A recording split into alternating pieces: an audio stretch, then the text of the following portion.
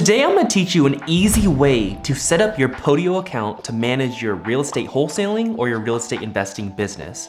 It's going to be super simple. I'm going to walk you through every single step. I actually created an app on Podio just for you to organize your business, so that's way easier than it was for me to start. Now, if you're not familiar with what Podio is essentially a system where you can manage and organize your business. It's super simple. It's just a way to organize stuff. And what you will learn by the end of this is you will figure out what exactly you can do to organize your wholesaling business or your real estate investing business, where you can literally see all your leads, manage all their follow-ups so you never miss a follow-up. You can track all your KPIs, you can manage your networking relationships, you can manage your deals once they're in escrow, and kind of all of it. Like, it's super simple, super easy. And I put a lot of work into this to make sure that it was super easy for you to understand. So please, if you are new to wholesaling or real estate investing and you don't have a system yourself to manage and organize your business, watch this video. This is gonna be the easiest video on YouTube to manage your business. So please watch. I promise you it's gonna help, and I'm gonna get right into it. So the first place I want you to go is podio.com. It's right here up top, podio.com. Ignore the rest. But once you go to podio.com, you will get to a page that looks like this. So if you click the side here, right here, where the 3 lines are at, you'll see your different organizations or your different workspaces. And you'll have like a default set of workspaces. You can delete them if you'd like, and you delete them by clicking Manage Workspaces. But what I want you to do is to click Create a Workspace, because that's how we're gonna make our workspace for our wholesaling business. So create a workspace, name it whatever you want to name for your business. So you can say, let's call it My Wholesaling Business. I'm gonna make it open, not private, so eventually that you can easily add employees. Then we're not gonna add any coworkers yet. Next thing I want you to do, you get a page like this, go to Add App right here. Go to the app market, so this option right here. Then I want you to search something that I made myself for you. So search real estate investor, I can't even type, and then dash Justin, you're wrong. Enter. And it should be the only one that pops up. It's a pack that I made specifically for you so you can organize your business. So you can go to more info if you want to learn more about it, if you like. But pretty much this is what it entails. We have contacts, leads, MLS prospects, whiteboard, etc. So we got a bunch of stuff. So what I want you to do, get pack, add the pack to your specific thing. So I'm adding it to my wholesaling business. Click next, and then see installed pack. So now your Podio, or your workspace for your wholesaling business, looks like this. And this is pretty similar to what I use. It's a little bit less advanced. I deleted a couple things, so it was very simple for a brand new real estate investor or wholesaler. But I'm gonna run through every single one of these tabs to kind of teach you what they all mean and how you can use them. And it kind of determines if you even want to use them yourself or not. So contacts, the first thing I like to do is you can look at the contacts and you can add contacts. So these could either be your home sellers, your title officers, realtors, anyone that you want to add to your contacts, you can add them here. I'm gonna run through it real quick just to go through examples. So Justin is the name. You can add a company name, phone number, 555. You can add an email. You can add a street address, mailing address, contact type. So for whatever contact you add, you can either add, you can add a wholesaler, they're an escrow officer, or they're a bird dog agent. And if you ever wanted more, you can always adjust it by modifying the template and adding more of these. But for now, let's say Justin, you're wrong. Let's call him a buyer. He's an active contact. Save contact. Now I added a contact, and if you press the X right here, this is what it looks like now. So I have one contact now. So this is just a way to manage all your contacts. The next thing I want to look at though is here, marketing campaigns. Now this is a pretty important tab because it allows you to very easily track all your marketing campaigns, whether you're gonna be doing cold calling, you're doing direct networking, or you're doing MLS offers, whatever it is, direct mail, you can manage it right here. So if you wanted to add a marketing campaign, you just go right here, add marketing campaign. Let's call this direct mail. Over here, you can add the market. So I'm in Fresno. Call this direct mail, and there are different ones. And again, if you wanted to add more, you just go to modify template and you can add more. Now let's call it, say it's prospecting for now, then once it actually goes live, you can say, oh, now it's live. And then once it ends, you can end it. So live, let's say it started today, and let's say it ends on the end of the month. Here, units, you can add whatever it is. So maybe it's 1,000 mail units, whatever, or direct mail pieces, whatever you want to call it. You can add the data cost, see like how much it costs to put all those out. Like maybe it costs $500. You can add the employee cost, like maybe if we're talking about cold calling and you have VAs that you pay, you can add your employee costs here to track it all. And then you can add the revenue that you generated from your marketing campaign. So it's something that's super important to know whether your marketing is working or not. You gotta track how much money you're making for everything you're doing. And then I have this specific option too, like deals. I just like to know how many deals came out of this. Like, I guess it's not super important, but I like to track it. Maybe you don't plan to network. Maybe your strategy is just to cold call or just to text or just to do direct mail. But most of my business comes from networking, honestly, from realtors, from wholesalers who bring me deals. And that's why I have a whole tab for this. So the networking tab is a way to easily track all your relationships so that you can easily follow up with your realtors and your wholesalers and really build relationships with all of them so that they can send you deals. So here's how I use the networking tab. I go to add person. Let's say this person's Justin right here. Let's say that this person, Justin, is a wholesaler. And you can add a number, email, market, other notes, save. Now, if I exit out, here's what it looks like. So it categorizes people as a wholesaler or a realtor, whatever you want to network with. If you're starting out and you're looking to buy homes, I would highly suggest you network with other wholesalers and realtors. Like, they often come across deals and you can leverage your relationships to find deals instead of you having to do all the hard work yourself. So here's how I use it. So once I add a person to this tab, first thing I do is I just try to get them on the phone. I try to call them or FaceTime them specifically because it's the closest I can get to face-to-face.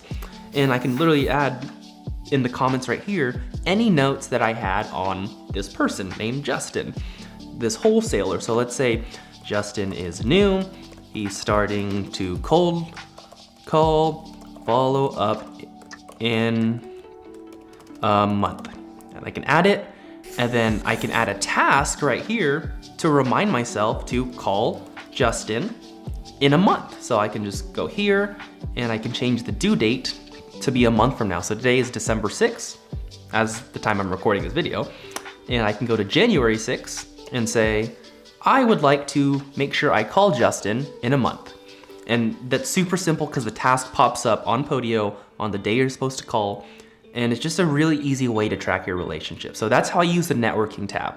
The next tab I have are MLS prospects. Now, a lot of people don't do MLS deals at all. So they don't look for deals on the MLS. I think there are so many deals to be found on the MLS, but people just don't utilize it. So if you do plan to go that route, I have this option for you. Here's how you can use it. You go to add prospect. You can add the address, so 123 Main Street. Something should populate, yeah, that works. You can add the listing agent right here. You can add your realtor partner, and what I mean by realtor partner is if I'm planning to work together with a realtor to represent me on the deal, like maybe that realtor sent me the deal, I would add the realtor partner right here. I can add the list price, maybe I want 200,000. I can add the MLS link if I have it. I can say the status it's in and I can adjust it as it goes on. I can add the after repair value, maybe after it's worth $300,000. And a special thing that I actually do on a lot of my leads and MLS prospects is this. It's kind of a little automated. So you can add your repairs here, but if you don't know how to estimate for repairs, I have a simple way you can use this. So let's say the square footage on this home is 1,500 square feet, right? And these things right here, your estimated rehabs, they'll auto-populate based on this square footage. Now, this is for my market at this current time. Your market might be different, so you can always adjust it, and I'll teach you how you can adjust it. But here's what happens. I save prospect, and if I refresh the page, I want you to pay attention to all these numbers now. So as you know, I only entered my square footage, but all these other items popped up, and it's literally outlined. So full rehab plus 2 big items, it would be a $52,000 rehab. And then you have cleanup rehab, it would be $15,000. So this easily helps you kind of determine how much a rehab would be. Like maybe you've actually seen the property yourself and you know, okay, this is a huge gut, this is a big rehab, it's a full rehab and the AC and the roof needs work. So you budget accordingly for this. And how I budget these, it's based off the square footage. And if you want to look closely at the formulas of how these are created, you just got to click modify template and you can adjust it yourself if you like. But pretty much how I do it is if I know it's a full rehab plus 2 big items, I budget $35 a square foot. If it's a full rehab plus 1 big item, it's take the square footage and you multiply it by 30. And then it just goes lower and lower. For a full rehab, I take 25 a square foot. Interior rehab, I take 20 a square foot, and so on. So if you want, you can easily adjust it by literally just typing stuff, and you can change stuff. So I'm gonna keep it the same because that's what works for my market.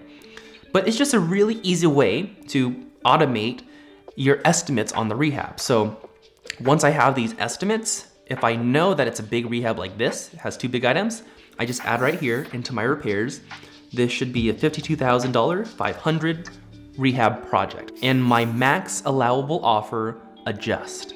So it adjusts for the repairs and for the ARV. So for something like this, in my market, I know that my max offer is gonna be somewhere around 187,000. Now it's not exact because I have an exact calculator that I use to determine my max offer, but it gives me in the ballpark range. Like all I need to see is a ballpark range. So if you wanna adjust it, you can go to modify template, you can go to MAO, and in my market, I take the ARV to get the MAO, and then I take 80% of that, and I subtract my estimated repairs. For your market, it might be different. It might be 85%, it might be 70%. So I would consult with your local investors to see what they offer and why they offer that, and then kind of adjust that number accordingly. But that's kind of how I do it. It's just a simple way to make it very simple for me to see, okay, I should be offering a max of around this amount. So that's how I use the MLS prospects. I use it just the same as I do with the networking. So if I offer on a home, if I text the agent, I'll say, texted agent offer of 100K. And then I can add a task for myself to follow up with agent on offer, or whatever you want to call it. And I could set the task for this Friday, create task. And on that Friday, it's gonna notify me, hey, you should follow up with the agent on this offer. Super simple way to track your offers and to make sure you're following up with MLS offers, because most of the times, your first offer on the MLS will not be a deal. Like you have to offer and get rejected 99% of the time. So that's how I use the MLS prospecting tab. Next thing I wanna look at, back to the homepage, are the leads. Now this is probably the most important thing, your leads tab. Now, with your leads, especially if you're gonna be cold calling yourself or texting sellers, this is where you should track all of those sellers, or all those homeowners. Because I don't know the percentages, but like most deals are found through the follow-up. Like you won't often find deals where you'll close it the very first phone call. Like it has to be a lot of follow-up most of the time. And if you don't have a system where you're consistently following up with homeowners, you're probably not gonna get as many deals as you should. So what we're gonna do now is how I use this leads tab is I go to add lead. Actually, I don't even do this, my people do it, but here's what happens. Let's say the seller is called Justin, that's my name. Let's say the address is again 123 Main Street. And it's just pretty much a bunch of questions for you or your future virtual assistant or assistant to input this information. You can add who's in charge of the lead, like maybe I'm in charge of this lead. And once you enter the address, it actually auto-populates a Zillow link, so you can easily click a Zillow link. I have a link for PropStream that you can enter a link here. I have a first call link, so I track my first calls to see how the first call went, and I can literally listen to the first conversation that my VA had with the seller, just to get a better gauge on them, and like how I could better sell them, like based on their personality type. I have a related marketing campaign, and this is important because this helps you track where your leads came from. So I only have one campaign so far, and this is the direct mail. So I click this one, And now I can see, oh look, this one came from direct mail. Because eventually, once you close deals, again, it might be months down the road, you want to know where it came from so you can do more of that marketing, right? This is an easy way to track it. Lead status, so there's a bunch of different things that I have, like it could be prospective, it could be a cold lead, warm, hot, under contract, dead, listed, closed. So there's a bunch of stuff. Then there's a first call status, like whether they answered the first call, you can say yes. Maybe you had to email them instead, or maybe you didn't reach the first call, didn't reach the second attempt, didn't reach the third attempt. You can always adjust it. Let's say they answered in the first call. And then I have something similar to where you saw with the MLS prospects. You can add the ARV. You can add the seller's ideal price, like based off what the seller has told you what they want. Maybe they want to sell the home for $200,000 because they're in distress. You can add the square footage. And once you add the square footage, it auto-populates the potential rehab budgets, just like the other one. Let's call it 1,000 square feet. And then repairs, you don't know yet until it auto-populates. You can add the mortgage amount that the seller still has left on the home if you can get that out of them. You can add the monthly rent, what they're renting it for. Ideal time frame of sale. So like maybe the seller says, I'd probably be willing to sell this in like 90 days. Or like, so you can set it right here. They're willing to sell in 90 days. You still shouldn't call them in 90 days. You should call them sooner just to stay in touch with them. But you can always adjust it here. You can add the bedroom count, the bathroom count. You can say if it has a garage or a pool. You can have the lot size right here. The occupancy, so whether it's vacant, owner occupied, rented, condition or notes. So this is anything else that has to do with the condition of the home or any other notes that you've gotten from the first conversations with the seller. You can always add a next follow-up date. You can add an appointment date if you actually manage to set an appointment. But you can add a bird dog section to see maybe if someone on the ground found the home and they sent it to you. I like to add a bird dog option right here so that I know where the deal came from. So if I ended up closing on a home, I want to know where it came from. And if it came from a bird dog, pretty much someone driving around and who sent me the deal themselves, I want to make sure that they get paid for it. So this is how I track my bird dogs, the people who are driving around for dollars and looking for deals and sending them to me. Potential partner, again, same thing. If someone sent me a deal and we agreed to partner on it, I want this right here so I can immediately know who sent me the deal so that I can work with them and make sure that if I closed on it, that they get paid. Same thing right here, realtor referral. If this came from a realtor, I wanna know who it came from. Or if I'm sending this to a realtor, I wanna know who I'm referring it to if they wanna list it. And that's where I enter this information.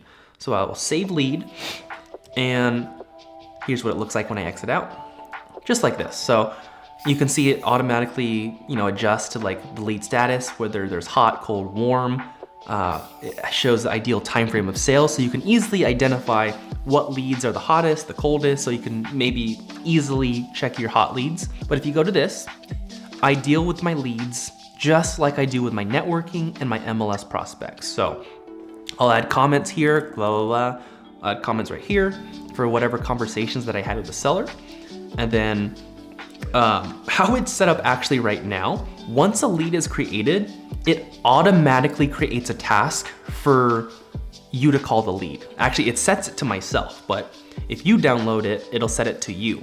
And I like this because you can always adjust it if you like, but I like that because if it automatically sets a task for you to call, it's one less step for you to do, and you're probably gonna make less mistakes because of that. So as soon as you create a lead in the leads tab, it'll automatically make sure that someone's supposed to call, whether it's you or someone else. Like I know in my system it's set to someone else to immediately call, but that's kind of how you can do it. And if you ever wanted to change it too, here's what you should do.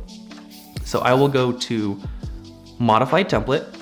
I will go to workflows, and here's my current workflows. I have one existing workflow.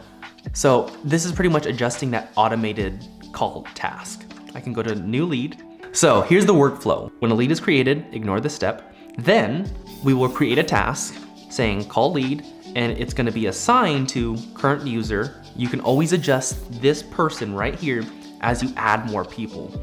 And then it's set to the today, like when the lead's created. And then you can change the name of the workflow or whatnot, but that's how the leads are set up, and that's how you can change it if you'd like. So that's everything that has to do with the lead tab. That's the most important tab in my opinion. Track your leads. Appointments. Now, once you have leads, and if you manage to set an appointment to meet the seller, you can easily add it here, and you can connect this to your Google Calendar to make it even easier to track. So you can add an appointment, and you want to add it to a related lead. So it should be something already in your system. So we have a lead right here that's already in your system, 123 Main Street. You can change the participants if you want to have someone else go. Like, I know I'm going, but maybe I wanted to assign this to someone named Kenmar. But let's say I'm the participant.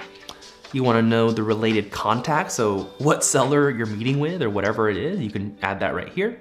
You can add the date, let's say it's tomorrow, and you can add the time, like 1 p.m.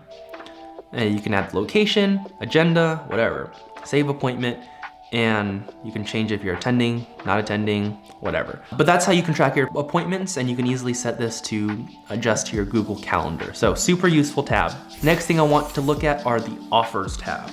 Now, just like you track the leads, the MLS prospects, the networking, you should be tracking your offers too. Now, you probably have noticed a current theme, track everything. And yeah, it's important. If you're gonna be going into business as a wholesaler or a new real estate investor, realize it's a business. And if you don't treat it like a business and are organized, point blank, you're not gonna succeed. So if you wanted to offer or add an offer, let's say you offer something, I can add an offer here.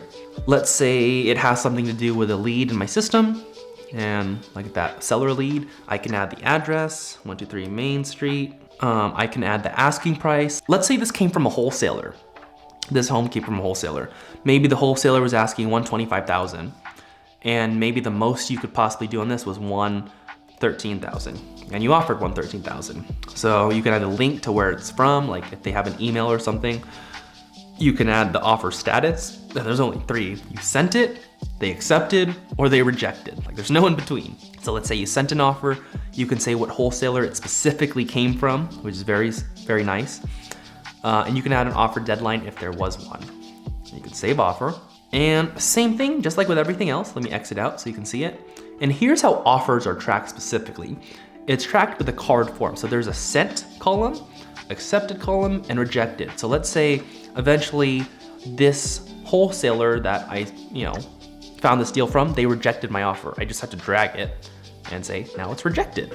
So it's a super easy way to track your offers. And again, I treat my offers just like everything else. So if let's say I texted offer 113K, they rejected, follow up in 2 weeks to see if buyer followed through.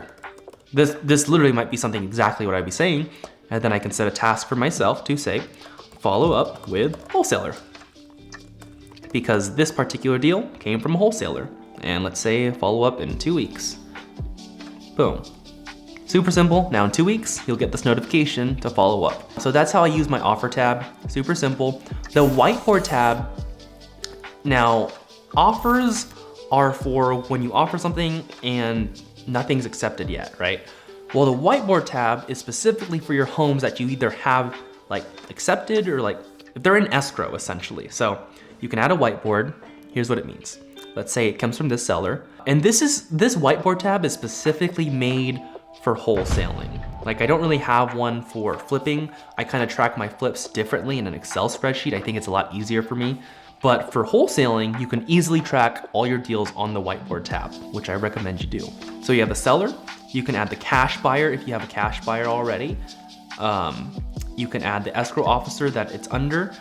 You can add, like, let's say you enter a contact and you can add what escrow officer you have so that, over time, you're gonna get multiple deals at once. And it becomes a lot harder to figure out, wait, what was the title officer on this one? And so you can easily check at this, like, oh, this is the title officer, this is their number, we can call them. You have the deal status, so maybe it's under contract with the seller, or you found an end buyer, now you're under contract with the end buyer. Maybe the deal's closed, maybe it's dead. So those are your options. Let's say it's under contract with a seller. You could add the contract date today. Let's say it closes in 2 weeks. You could add notes. You could add the seller contract price, so maybe you have it under contract for 200,000 with them, and maybe the buyer will buy it for 250,000. So save, and I'll refresh the page so you can see something. But now you can see it pretty much tallies your expected gross profit just from the wholesale assignment fee. So expected gross profit is right here. And maybe you have other expenses to pay. Maybe you have to pay a partner on the deal. Maybe you go 50-50 on it with a wholesaler or whatever. So your net profit, you might say, oh, this is 25,000 expected because we're gonna split the assignment fee 50-50. So these are why these categories are in place for specific reasons. But that's how I use the whiteboard tab, and here's what it looks like on the grand scheme of things. So under contract with seller, this is what I just entered. We have a column for under contract with buyer. So let's say once I find a buyer for this deal, and once they sign an assignment agreement, I can move it to this column. And then eventually, once they close the deal, once you get paid, you can move it to this column. So super easy, because eventually you're gonna have multiple things in different columns, and it gets hard to track if you're not organized. So this is a nice and easy tab to track your different escrows. Closings now. Now this is the closing tab. This is pretty much just to track what happened once things close. So you can add a closing. You can add seller. You can add their address here. Let's call it 123 Main Street. You can add the closing date. Let's say it closed yesterday. Oh, it's a Sunday. Let's say it closed Friday last week. You can add the deal type. Was this a retail listing? Was it a rental? Was it an assignment, a flip? Like what kind of deal was it? Let's say you bought it and it's a flip. You can add escrow officer associated with the deal, so you know who it came from. You can add the closing price, what it sold for, what you bought it for. Bought it for 100K. And you can add the assignment fees as well if this was a wholesale. So if it was a wholesale, you can add the gross assignment fee, and then you can add the net assignment fee, like your net, like if you had to split it with anyone.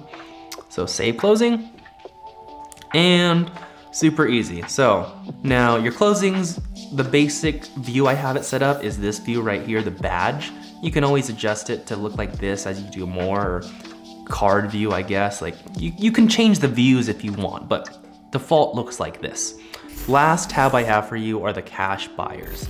Now this is specifically for the wholesalers, which I'm assuming you are if you're watching this video. So you can add your cash buyers here, and you can easily track all your different cash buyers. So you can add a cash buyer here.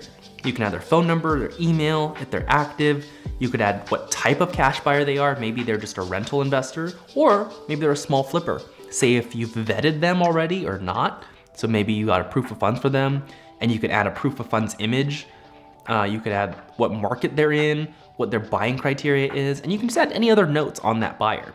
So save cash buyer, and same thing. It's pretty much all I use the cash buyers list for is to send out my deals that I'm planning to wholesale. So like eventually if you want to use this and you want to blast out an email for all your cash buyers, which you know it works, eventually you might want to call them like to get the best number for your deal. But if you want an email blast, you can easily just go to this number right here. Assuming you have like a big list of cash buyers, you can go to this little tool right here. You can click Excel export, and it'll export all your cash buyers and their emails and their phone numbers onto an Excel list so you can easily email blast to anyone. So this is how I track my cash buyers if I'm gonna be wholesaling deals. And that's pretty much it. Like that's how I operate my wholesaling and real estate investing business. I do have a couple other tabs that I use, but it's a little bit more advanced and like not necessary for the brand new investor and wholesaler. So for anyone who's just starting or has started already and doesn't have a way to organize their system for their business, use this. Like it's so simple, and I did a lot of work to set this up for you. And what I did right now, I just went to the home page by clicking activity, right? And you can see these are the different tasks that I have already. Like we have to call the lead this day. We have to follow up with the agent on this day, follow up with a wholesaler on this day. So it's a super easy way to track all your tasks to make sure you get everything done. Because if you're not organized, you're probably not gonna call people when you should call them. So this is a super easy way to track your business.